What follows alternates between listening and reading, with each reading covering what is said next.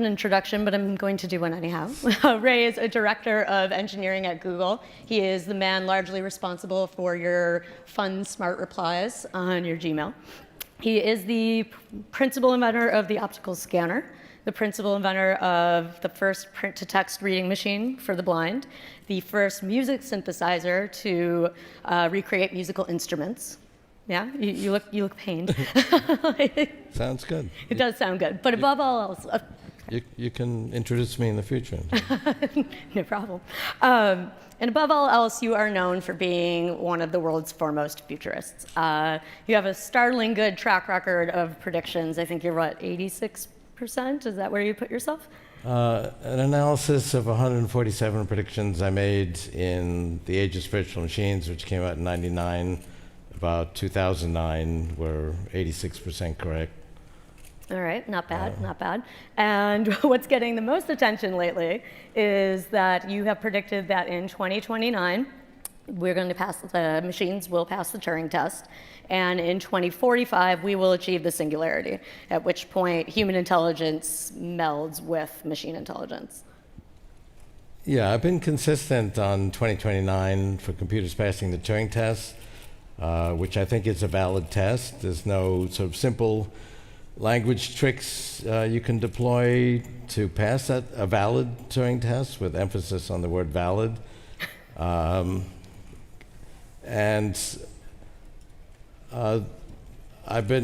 I made that prediction in The Age of Spiritual Machines in '99, Stanford had a conference on AI experts to assess this startling prediction, and we took a poll.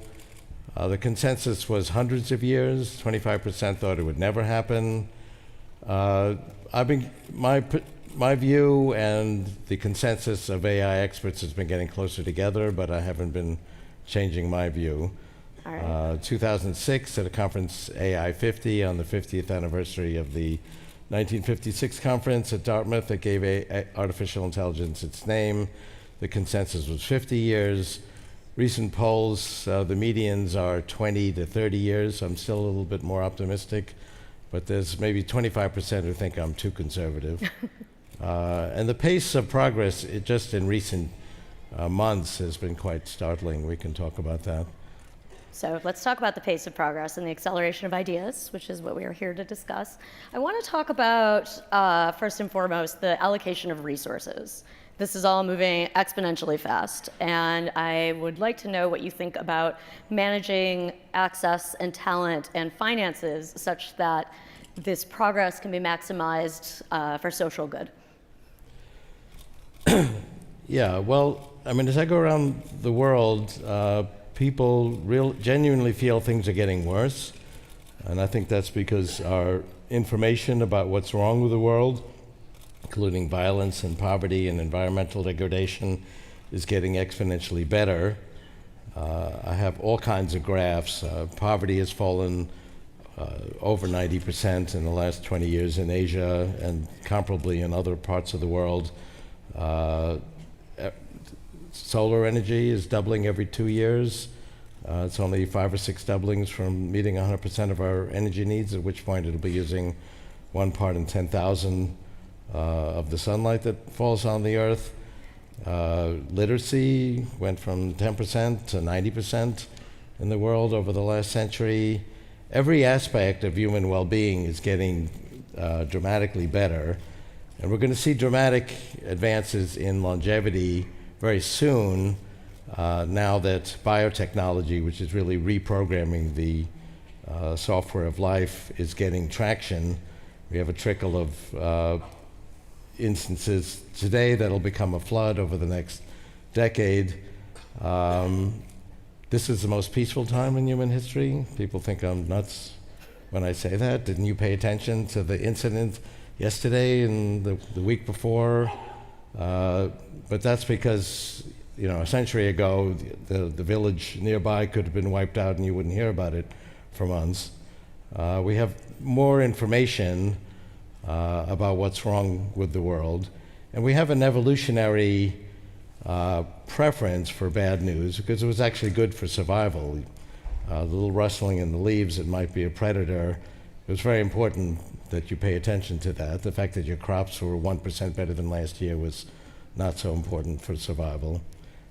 So we tend to pay attention to bad news. We find it more interesting anyway. That's what's served up to us. People's algorithm for whether the world's getting better or worse is how often do they hear good news versus bad news, and that's really not a very good algorithm. So, bad news. Let's talk about that. Self-fulfilling prophecy here. Elon Musk was at the festival a couple days ago, and he was doing a Q&A, and he said, and I quote, "Mark my words, AI is more dangerous than nukes." Well, I've been accused of being an optimist, and I am optimistic that we'll make it through these new existential risks. You have to be an optimist to be an entrepreneur. But I've actually spoken more about the risks of these new information technologies, artificial intelligence, biotechnology, nanotechnology, than most others. I started writing about it actually in the age of intelligent machines in the 80s. The age of spiritual machines talked a lot about the downsides of what was called GNR, genetics, nanotechnology, robotics, and started kind of a firestorm of this issue that these new technologies, which seem to be bringing a lot of good things, did have risks attendant to them. Subtle risks like privacy and bias inherent in AI, and then existential risks, which we've certainly seen portrayed in dystopian futurist movies. I do take comfort from the fact that we don't see the scenario that's portrayed in many of these movies, where it's the AI versus a brave band of humans for control of the world.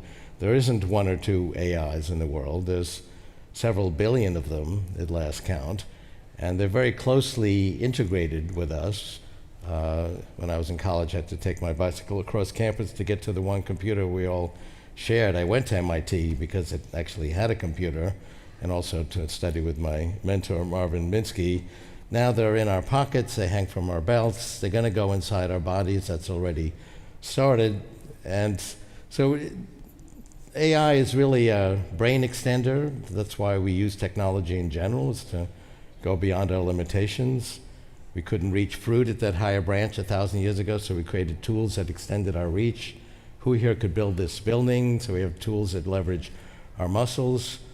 A teenager in Africa can now access all of human knowledge with a few keystrokes with their smartphone. So they are brain and body extenders. They're going to literally make us smarter. We can talk about my scenario for how I think that will happen. And I think that tends to keep it safe. And we have a scenario or a paradigm for keeping these technologies safe. 40 years ago, some visionaries saw both the promise and the peril of biotechnology. Neither was actually feasible at that point, but they held a conference at the Asilomar Conference Center in California, which became known as the Asilomar Biotech Conference, and came up with the Asilomar guidelines for strategies to keep biotech safe and ethical standards for responsible practitioners. And there's been successive conferences. This has been updated every few years, and it's worked very well. We're now getting profound benefit. It's just a trickle today. It'll be a flood over the next decade from biotechnology. The number of people who've been harmed by either intentional or accidental abuse of biotechnology so far is approximately zero. That doesn't mean we can cross it off our concern list. Okay, we took care of that one. But it is a good paradigm for how to keep these ultimate technologies safe. We just had our first Asilomar conference last year on AI ethics. I think it is the most profound issue facing humanity. How can we reap the profound promise of these exponential technologies while managing the peril? So you certainly believe that there should be some sort of ethical guidelines here and a degree of oversight. Is that happening in practice today? And well, first of all, I mean, we have tremendous amount of regulation. So anytime AI or biotech or any of these technologies actually affect something, there's a tremendous amount of oversight. So let's say in medicine and biology, we've got the FDA and all kinds of regulations. Anytime any of these technologies affects anything we do, there's a tremendous amount of regulation. So it's not like we live in an unregulated society. And these things, influence us in terms of products and services. We have a myriad of regulations, and there's debate as to how extensive those should be. So it's not unregulated. It's very hard to regulate just a basic technology until it actually affects something. Right. So, yeah, I mean, we're regulating after the fact, and I think that is what probably causes a lot of the hand-wringing, is this response that might come too late.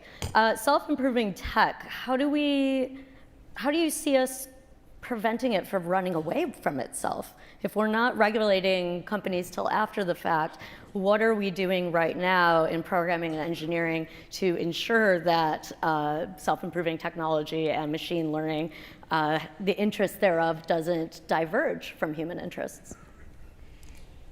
Well, I mean, there are issues now. For example, AI is learning from humans, and apparently some humans have bias and opinions that we don't want our AIs to share. So there's a lot of effort to try to recognize the bias in AI and try to address that. We try to recognize the bias in humans and try to counteract that. So anytime AI actually impacts the world, there's a lot of observation of it. You mentioned Smart Reply, which comes from my group at Google.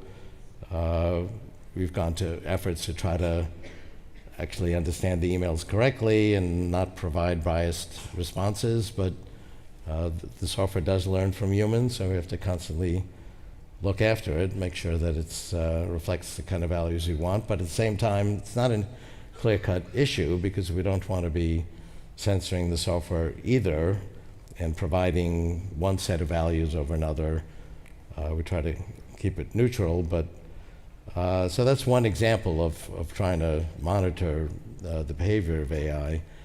In terms of it being dangerous, I mean, again, if it's, for example, something that goes inside the body, there's a tremendous amount of regulation.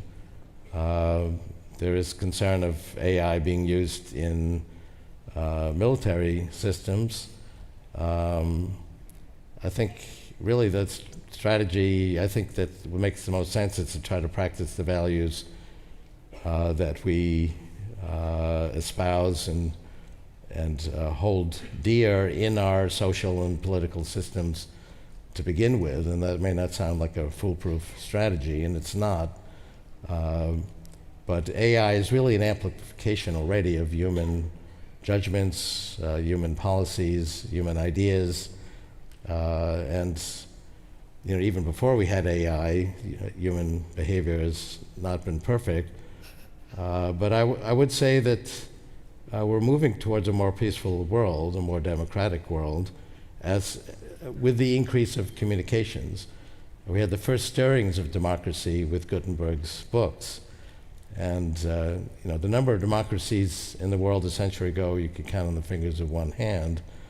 The number of democracies 2 centuries ago, you could count on the fingers of one finger.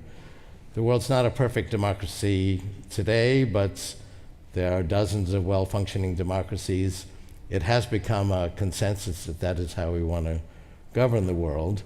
And this is the most peaceful time because we've become very sensitive to we have a natural empathy for small groups of people. So there's some outrage 10,000 miles away, and our hearts go out to that, and it's painful, but it actually generates action and reaction. There were 50 million people killed in World War II, and people might read about it in a small newspaper article days later.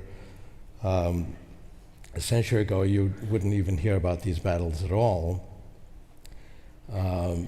By every measure, your chance of being killed in either state-sponsored violence or interpersonal violence is dozens, if not hundreds of times less than it was centuries ago, I think because of the prevalence of communication technology.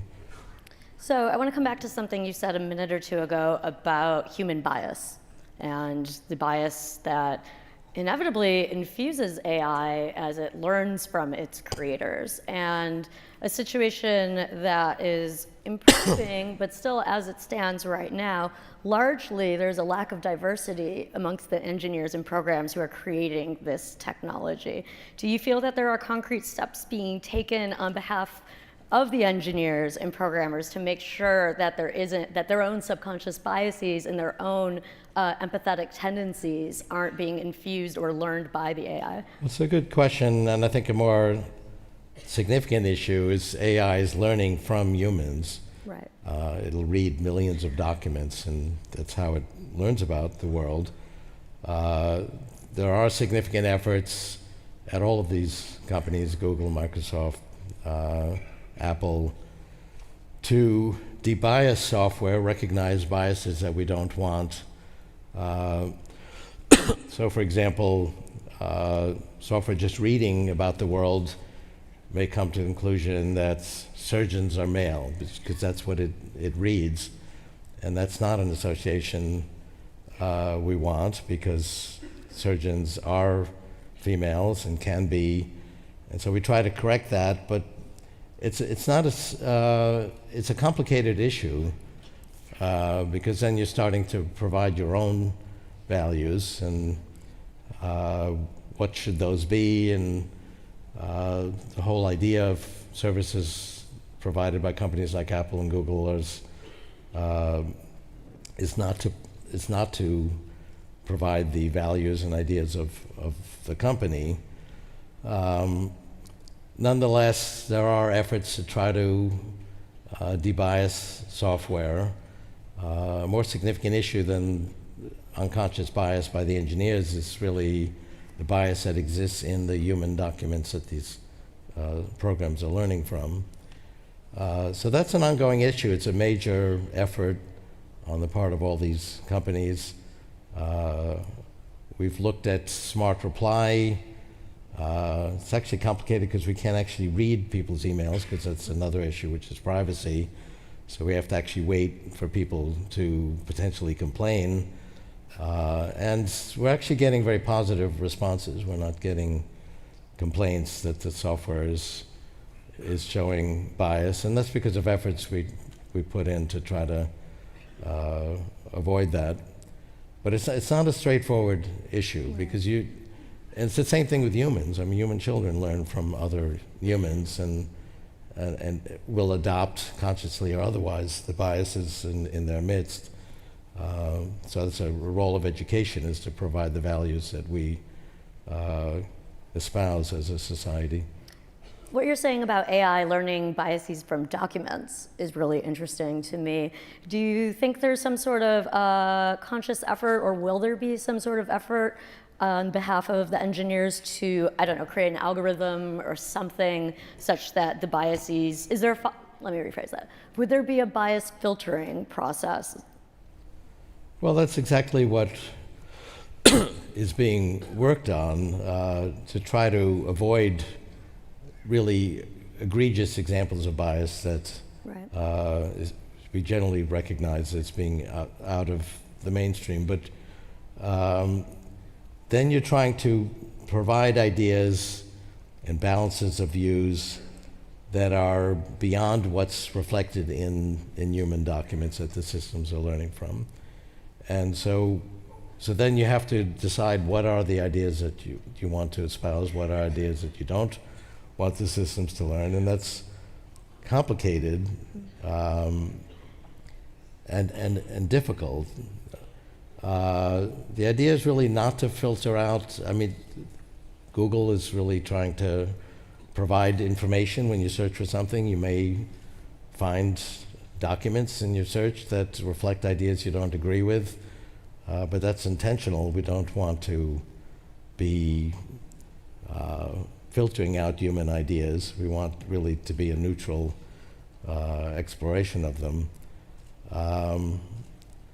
So it's an area of ongoing effort to try to avoid obvious problems, but where you draw the line is complicated.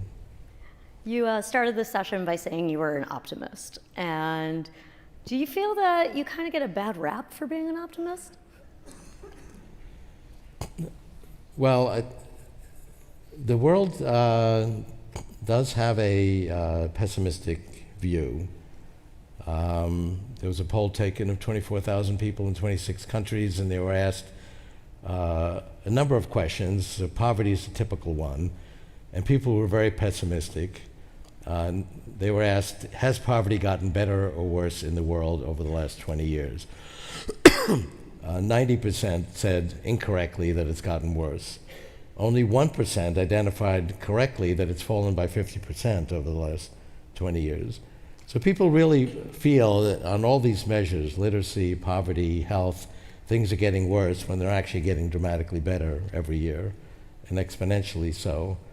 But we don't recognize that. I had an onstage dialogue with Christine Lagarde at her annual meeting of the International Monetary Fund, and she said, well, where's the productivity enhancement that we're supposed to see from digital technology? I said, well, we don't measure it because we factor it out. We put it in the numerator and the denominator. So when this teenager in Africa spends $75 for her smartphone, it counts as $75 of economic activity, despite the fact that it's literally $1 trillion of computation and communication circa 1965, $1 billion circa 1980. It has millions of dollars of free information apps, just one of which, one of thousands, is an encyclopedia, much better than the one I spent thousands of dollars for as a teenager and saved up from my paper route. And it counts for nothing because it's free. So we don't count all of these fantastic productivity gains because a dollar of information technology is still a dollar. She said, okay, that's true of this fantastic world of digital technology, it's remarkable, but you can't wear information technology, you can't eat it, you can't live in it. And my next point was all of that's going to change as well. We're going to print out clothing at pennies per pound. Not yet. We need really submicron resolutions and faster speed and lower costs and 3D printing. But in the 2020s, there'll be lots of cool designs you can download for free, print out for pennies per pound. For clothing, people still spend money for cool proprietary designs, so the fashion industry won't go away, just as the music industry hasn't gone away with online music. You'll print out modules to snap together Lego-style houses and buildings. That's been demonstrated in Asia. We'll have vertical agriculture, hydroponic plants for fruits and vegetables, in vitro cloning of muscle tissue for meat, controlled by AI, very inexpensive.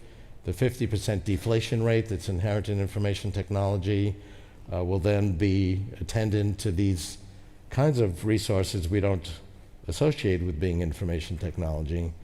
And finally she said, okay, but the one resource that's you can't really produce in this exponential way is land. We're already very crowded together. And I said, it's really not true. We're only crowded together because we decided to crowd ourselves together. Cities was an early technology so we could aggregate, congregate, and work and play together. Try taking a train trip anywhere in the world and you'll see that 95% of the land is unused. And we can spread out when we have virtual communication that allows us really to work and play anywhere and still be together. Okay, I'm going to pivot for a second because you've got some new work that illustrates principles and possibilities for a brighter future and a roadmap for your optimism, if you could talk about that for a second. Yeah, well, about 10 years ago I had these fantasies of a young girl who was very precocious and very intelligent. It was really an exercise in the power of intelligence, and that's been my theme, but I've talked about it in an abstract sort of nonfiction way. So I was imagining, what if there was a very precocious young person, say a young girl, who was remarkably intelligent. What impact would that have on the world? And so I wrote a novel called Danielle Chronicles of Superheroine. This is a picture of her. I don't know if you can see that from here. And the story is told by her sister Claire.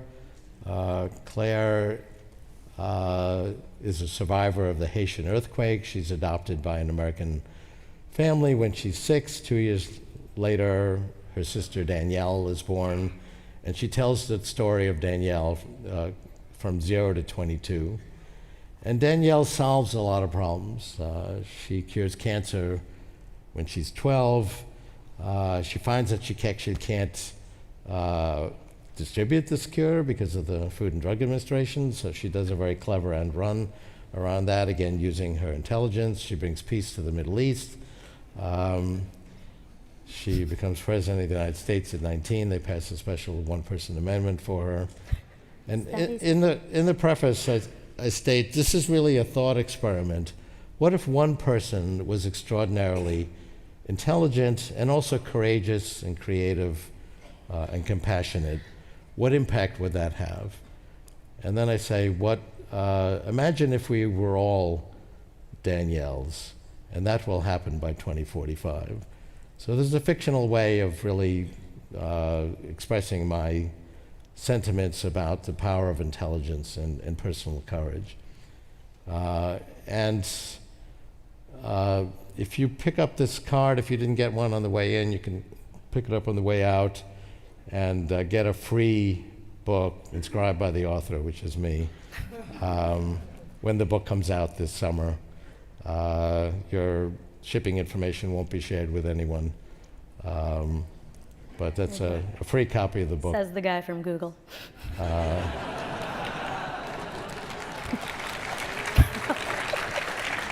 We tease because we love. It also includes 2 nonfiction companion books, which is kind of a literary first.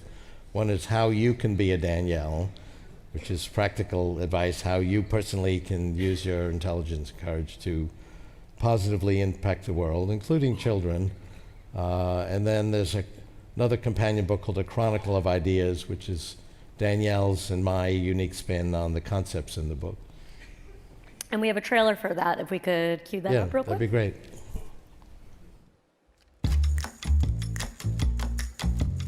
People always ask me, what's it like? What's it like to be the sister of a superheroine? I tell them it's fun. I remember when our stage was small and we'd sing our stuffed animals to sleep. I tell them it's beautiful. I remember the night we traveled across Zambia by donkey. We'd come to help with the water crisis. I tell them it's exhilarating. I remember the moment Danielle resolved the Libyan civil war. I tell them it's inspiring. I remember Danielle at the congressional podium, uniting left and right, her greatest stage yet. And I tell them sometimes it's hard. Danielle's brilliance can't always save her from sadness. It's a good thing I'm here. Claire, I need you.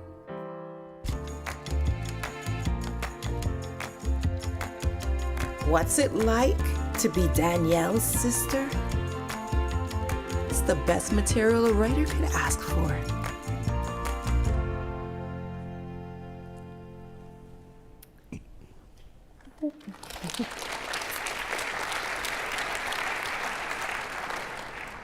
We've spoken, and you've spoken before, about the hierarchy of intelligence. Danielle clearly has augmented intelligence. How far up the hierarchy? Okay, so this is a 200 million year story. How much time do we have? We're fine. So 200 million years ago, mammals evolved with a brain structure called the neocortex, which means new rind, which is an outer layer of the brain that could actually understand the hierarchical nature of the world and could invent new behaviors. So these early mammals were rodents, and they could invent a new behavior. So they're escaping a predator, its path is blocked, it'll invent a new behavior to cope with that. Probably wouldn't work, but if it did work, it would remember that. That could actually spread virally through the community. Another mouse watching this might go, that was really clever going around that rock. I'm going to remember to do that. And they would invent a new behavior. Animals without a neocortex, which is to say non-mammalian animals, couldn't do that. Didn't help very much because all the non-mammalian animals were very well evolved for their ecological niches. So the mammals stayed out of the way, and not much happened for 135 million years. 65 million years ago, something did happen. There was a sudden violent change to the world. If you dig down to an area of rock reflecting 65 million years ago, the geologists will explain that this shows a sudden, violent, catastrophic change to the environment. And we see it all around the globe. And we call it today the Cretaceous extinction event because that's when the dinosaurs went extinct. 75% of all the animal and plant species went extinct because it couldn't cope with this change. That's when mammals overtook their ecological niche. And to anthropomorphize, biological evolution said to itself, this neocortex is pretty good stuff, and it began to grow it. And now mammals got bigger, their brains got bigger at an even faster pace, taking up a larger fraction of their body, and the neocortex got bigger even faster than that, developing these curvatures that we associate with a primate brain. And so now primates really became ascendant. 2 million years ago, biological evolution decided to expand the neocortex even further and develop these large foreheads to house the frontal cortex. Up until recently, it was thought the frontal cortex must be qualitatively different because it does such different things. My thesis has always been it was just an additional quantity of neocortex. Now, the neocortex is organized as modules. Each module can recognize a pattern, and they're organized in hierarchies, and we create that hierarchy with our own thinking. It's a thesis I actually had 50 years ago. It's how I got to meet President Johnson, and I've been thinking about this for 50 years. We're using an architecture along these lines for Smart Reply and other software at Google that can actually understand the meaning of natural language. So we got an additional amount of neocortex 2 million years ago with these large foreheads. Remember what we did with it? Well, we were already doing a very good job of being primates, so we put it at the top of the neocortical hierarchy. And as you go up the hierarchy, things get more interesting. At the very bottom of the hierarchy, I can tell that that's a straight line. At the top of the hierarchy, I can tell that that's funny or that's ironic. So that additional neocortex, that additional levels of hierarchy was the enabling factor for us to invent language and art and music. Every human culture we've ever discovered has music. No primate culture has music. There's debate about that, but I believe it's the case. So we're going to do it again. We're going to create synthetic neocortex in the cloud. We have rough models of the neocortex already. It's not perfect, but that's what we're trying to do today. I think by the 2030s, we'll have very realistic models of the neocortex, and we'll have medical nanorobots that go inside our bodies, keep us healthy by extending the immune system, providing virtual and augmented reality from within the nervous system, but most significantly, attaching the top levels of our neocortical hierarchy to synthetic neocortex in the cloud. Just the way that this connects to the cloud, and these are brain extenders. They're not directly connected in the brain, and they're not really connecting to extend our neocortex today, but that's what it'll do in the 2030s directly from our neocortex. The only difference from what we did 2 million years ago is that was a one-shot deal.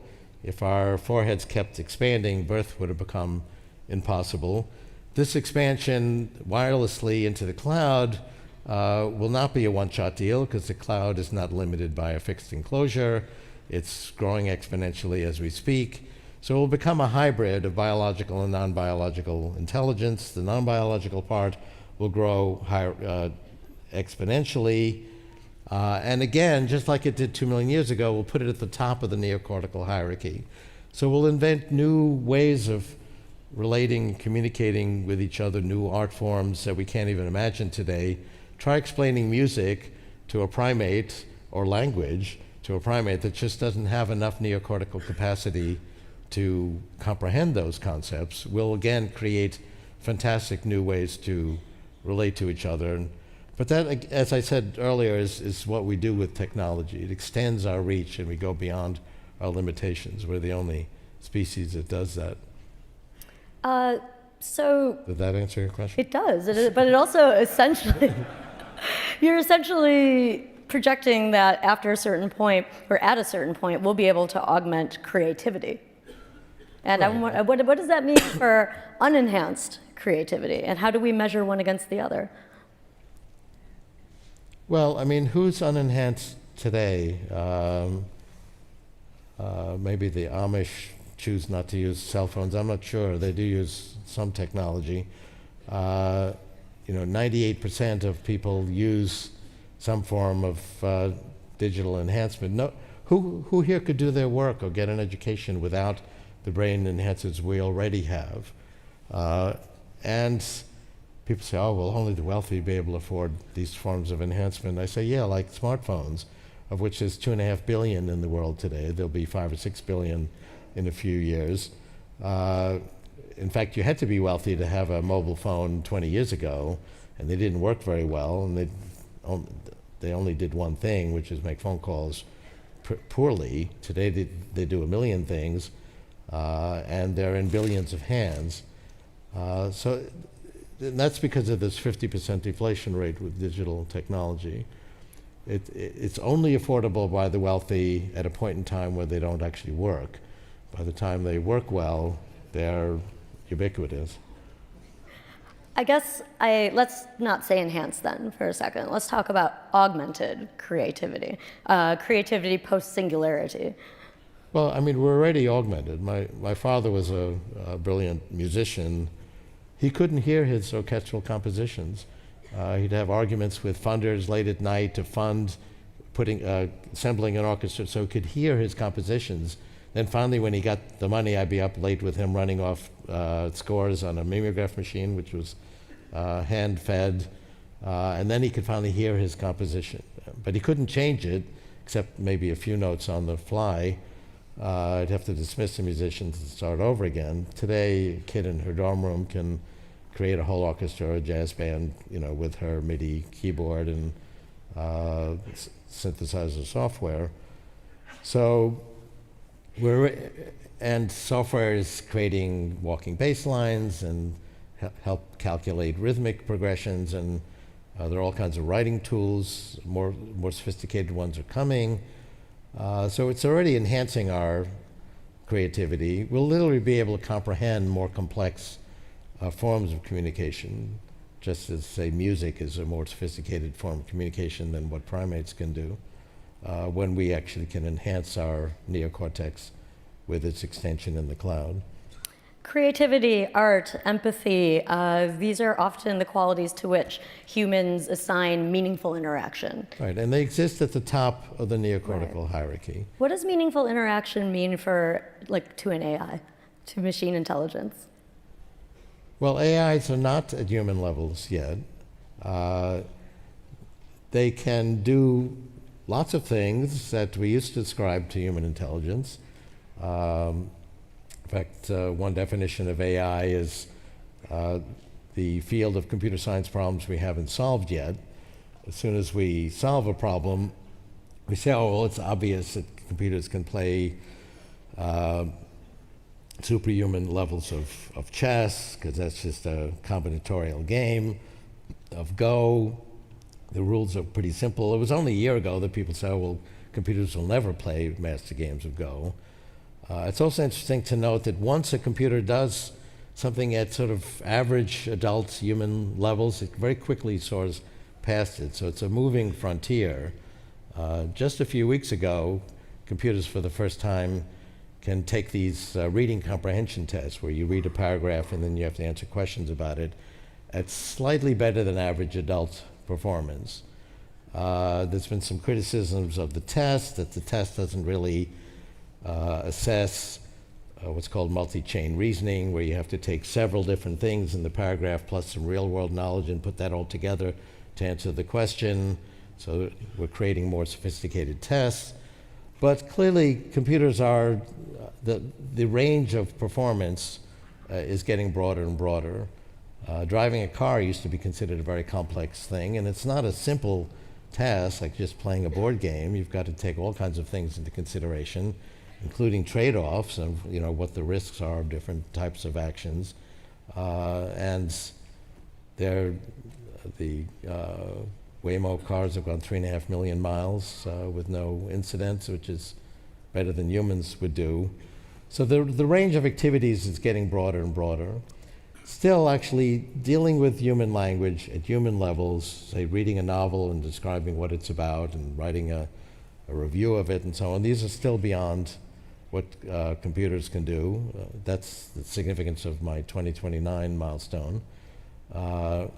And I think once they achieve human levels, they will quickly go beyond it, like we saw in Go. It was only, I don't know, a year and a half ago that computers were sort of fair, average Go players. Then they quickly defeated Lee Sedol, one of the best, if not the best, Go player in the world. And then AlphaZero quickly soared past that, using no human training. So we see very rapid progress once a computer can do something at human levels. But again, it's not an alien invasion of intelligent machines from Mars. We create these tools to make ourselves smarter and extend our own reach, and that will be the ultimate application of AI. At some point when these tools do reach our level of intelligence, do you foresee there being a point at which we should be assigning some sort of rights to these machines? Well, it's an interesting question. I wrote a kind of a tongue-in-cheek movie called The Singularity is Near. It's the movie accompaniment to my book, The Singularity is Near. It goes back and forth between a documentary and a narrative story of a young AI named Ramona, and she's gets more and more intelligent, more and more human-like. She finally decides to hire Alan Dershowitz, who's a famous civil liberties lawyer, who plays himself, to press for her legal rights to be recognized as a human. And the judge says, okay, I'll grant you human rights if you can pass a Turing test. So she gets coaching from Tony Robbins, who plays himself, to learn the secret of what it means to be human. I said, this is fiction? That was fiction, yeah. And it's somewhat tongue-in-cheek, but it is a serious issue. There are features of artificial intelligence that AIs can share their skills in ways that humans can't do. We can teach each other, but we can't just like transfer our thoughts and skills directly, like a digital file. So we don't think of AIs having human qualities, but once they really do have the depth of human intelligence, and the essence of a Turing test is to actually be convincingly emotional and empathetic. That's really the cutting edge of human intelligence. And once it does that, in my view, these are conscious beings. But I will say that consciousness is not a scientific issue. Some scientists talk about it like it's just an obvious thing that you can measure. There's no falsifiable experiment you can run that definitively says, okay, this one's conscious, this one isn't. There's no machine you can build, slide an entity in, the green light goes on, okay, this one's conscious, this one isn't. That doesn't have some philosophical assumptions built into it. So one philosopher might require that it be squirting human biological neurotransmitters, otherwise it's not conscious. Dan Dennett, an AI philosopher at Tufts, would want it to make sure that it had a model of its own thinking. It didn't matter what the substrate is. That's maybe a little closer to my view. But these are all philosophical leaps of faith. There's really no scientific proof. So some scientists, including my mentor at times, Marvin Minsky, would say, well, you're right, it's not scientific, so therefore it's an illusion, we shouldn't waste time on it. That's not my view either, because our whole moral system is based on consciousness. A young child is precious because he or she is conscious. conscious entities are only important insofar as they affect the conscious experience of conscious entities.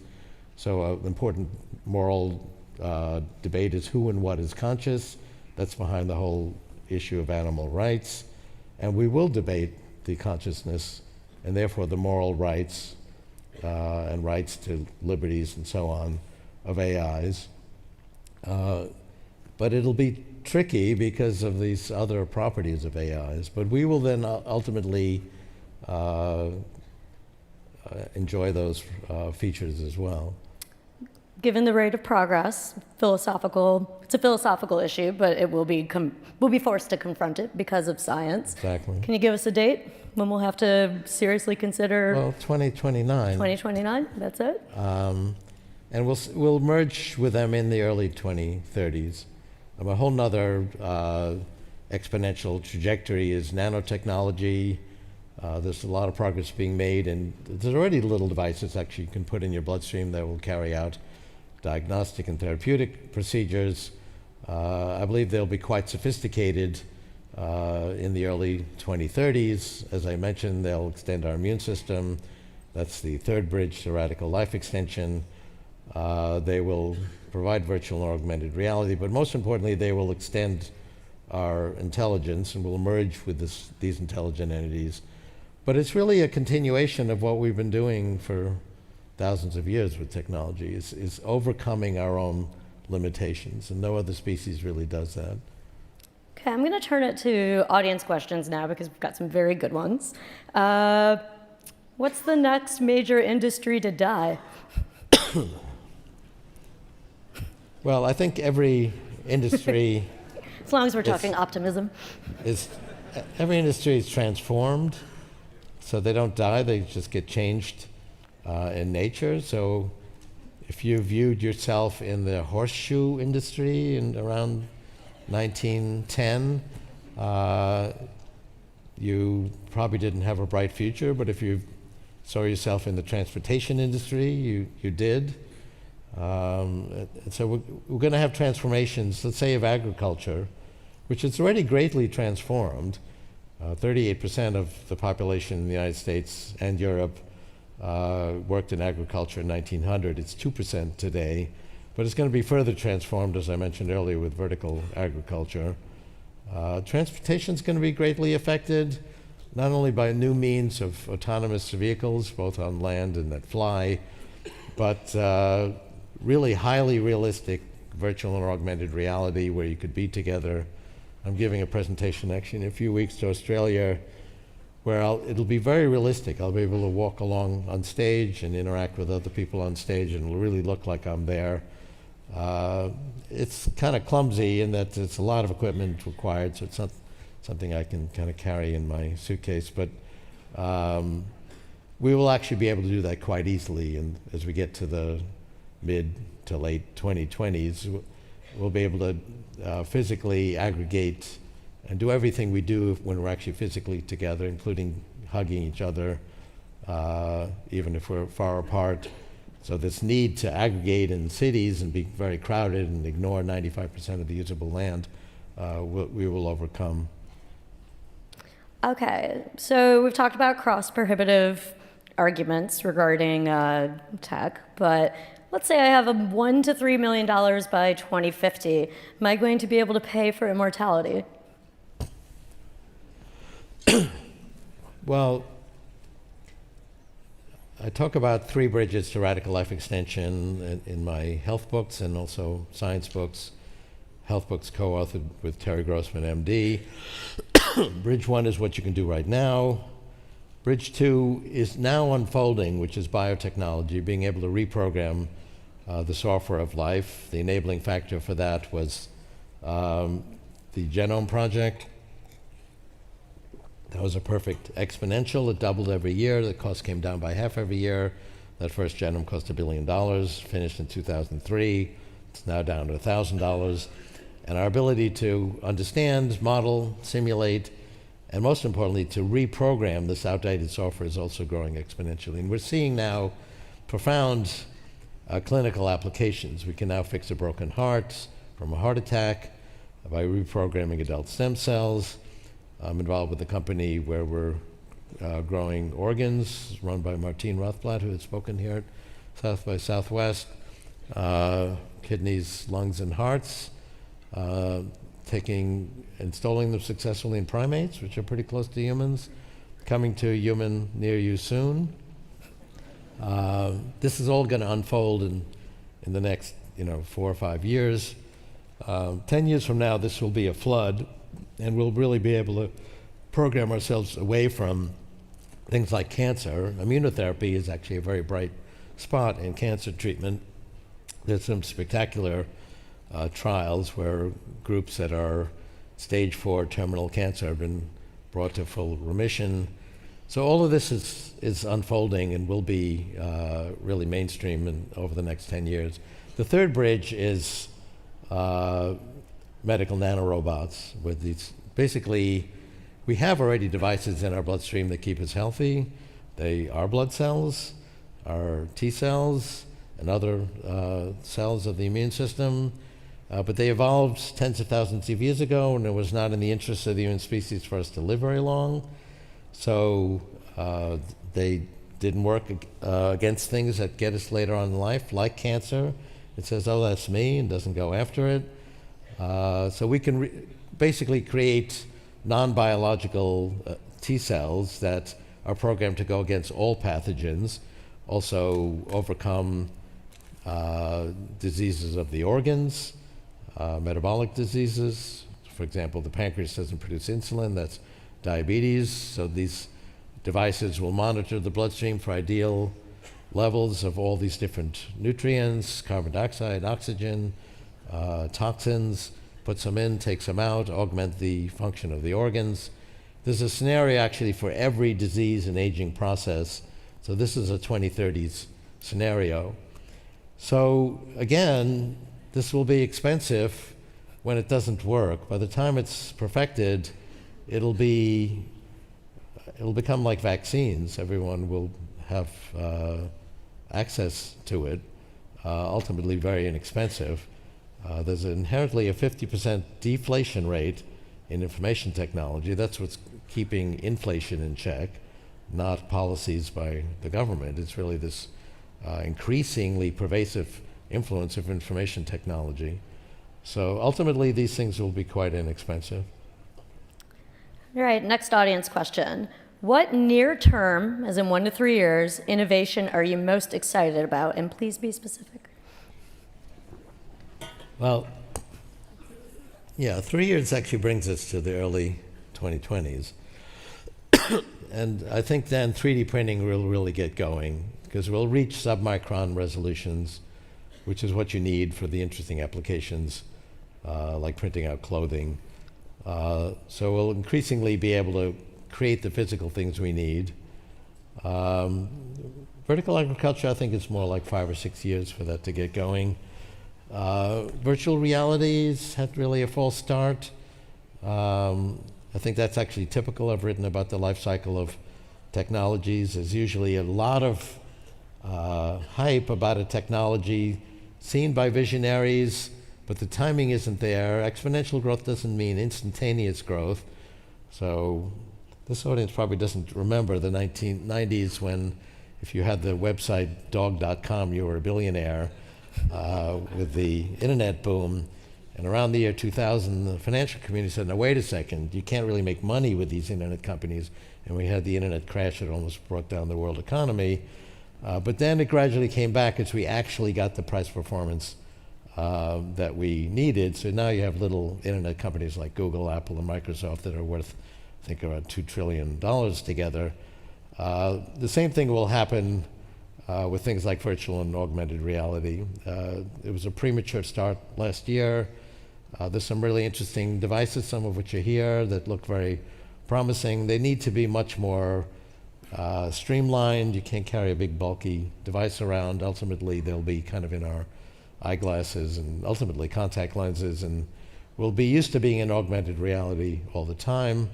So you can be sitting around a table and a friend could be there, and it really will feel and seem like they're there, even though they're not. So virtual and augmented reality, I think, will take off in about 3 or 4 years. All right, maybe a bit of an existential question for you, but in general, what are futurists going to do after the singularity? There'll still be a future. Like, you're going to take a day off? We Or? can actually start futurism for real, because we have to worry about all this legacy technology we have in the physical world. But the term singularity really is a metaphor on the event horizon that we see in a physics singularity. So we borrowed this metaphor from physics, and it's really not the infinite point in the center. Actually, physics does not allow an infinite point of mass and energy. It just gets beyond our ability to measure. And there's an event horizon around that so-called singularity that's very hard to see beyond because the information is kept in by gravity. That's a physics singularity. So in this historical singularity that we envision, it's again very hard to see beyond that horizon, because by 2045, I estimate we'll be enhancing our technology, our intelligence a billion-fold. That's such a profound transformation that we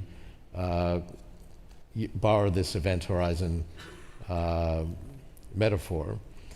But even in the physics singularity, we can use our intelligence to describe what it would be like to fall into a black hole, and we could describe what we'd see and what we'd feel if we could actually survive it. Similarly, in the historical singularity, we can describe what things would be like. We can use metaphors such as we'll create forms of music that we can't imagine today that'll be like what music is to humans compared to primates. And so we can talk about it in that way. But there'll still be a future. It'll just be changing much more rapidly, and it'll be much more profound, and I think we'll have a much greater need for futurists. Okay, 2 more questions I want to get to here. First, the very important one, which is, what do you think of the theory that we may live in the Matrix? Well, we have to define what a simulation means. So it's generally viewed that a simulation means that somebody created a computer program with a simulated world, like a computer game, and there are creatures that live inside that. And so we can imagine if a game like that became ultra sophisticated and somebody actually created a simulation of the whole universe that we seem to live in, that would be living in a simulation. So basically that some teenager for her science fair experiments has created the world that we live in. Then the concern is, how do you convince that teenager to keep the simulation going? And I think the answer is do interesting things. So be creative, create very entrancing music. The singularity is actually quite interesting. So if we can actually have a successful singularity, we'd keep the interest of that game maker in this other universe. But another view is it's not necessarily created by a conscious entity in another universe, but that the universe itself is a computer. There's certainly a lot of evidence for that. We live in a universe that encodes information. And it's actually quite a coincidence, because there are about 50 different constants in the standard model of physics, and they have to be within very precise levels for us to live in a universe that can actually encode information. But by the anthropic principle, we do live in such a universe. We wouldn't be talking about it if we didn't. So we live in a universe that is able to create subatomic particles that can relate to each other and encode information, and then create atomic structures that encoded information. And then there's been a series of indirections. Atoms aggregated into molecules. Molecules can encode information. There evolved a particular molecule, DNA, that could actually very systematically encode information and actually then create creatures that were described by that code. Those creatures then developed brains, and those brains then learned information. Those brains combined with an opposable appendage so that we could actually create technology, then created computers that could encode information. We then gave those computers intelligence based on trying to understand our own intelligence, and then enhanced our own intelligence by merging with those devices. All of those grand evolutionary steps resulted from the fact that we do live in a universe that encodes information. And a universe that encodes information is a computer. So you could say we do live in a simulation.